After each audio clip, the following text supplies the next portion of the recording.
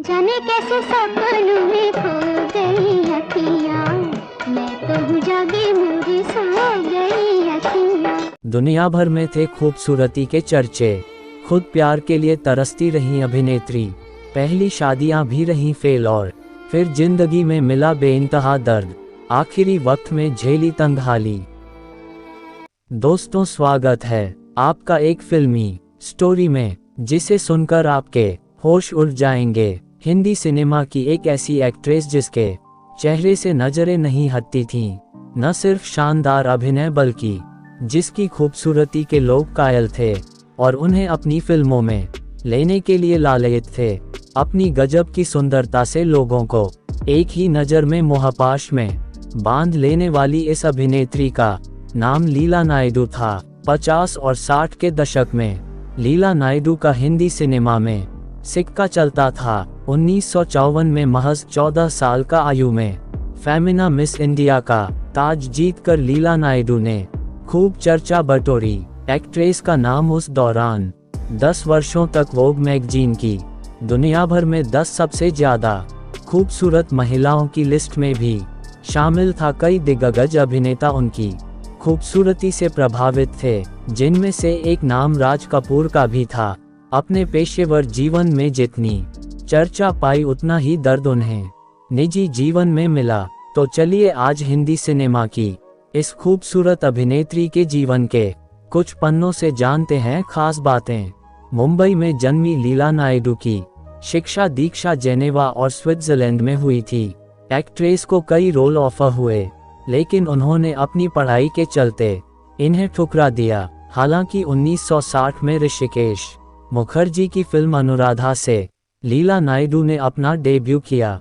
ये फिल्म सफल तो नहीं हुई, लेकिन लीला नायडू की एक्टिंग की जमकर तारीफ हुई। इसके साथ ही इस फिल्म से मेकर्स की भी चांदी हो गई, क्योंकि असफल होने के बाद भी इस फिल्म को सर्वश्रेष्ठ फीचर फिल्म का नेशनल अवार्ड भी मिला। इसके बाद लीला नायडू के पास फिल्मों की झड़ी ही लग गई, लेकिन लीला नायडू ने बहुत ही गिनी चुनी फिल्में की।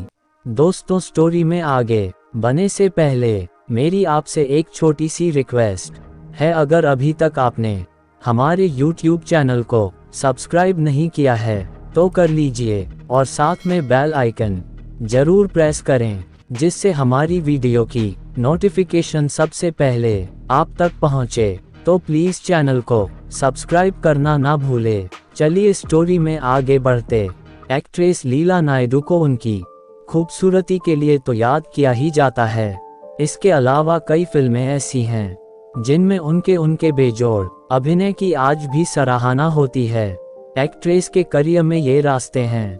प्यार के उम्मीद, आबरू द गुरु जैसी शानदार फिल्में शामिल हैं। हिंदी फिल्मों के अलावा लीला नायडू ने कुछ इंग्लिश फिल्मों में भी काम किया। इसके अलावा वह विदेश से आए कई फिल्मों को अपनी आवाज में डब भी किया करती थीं।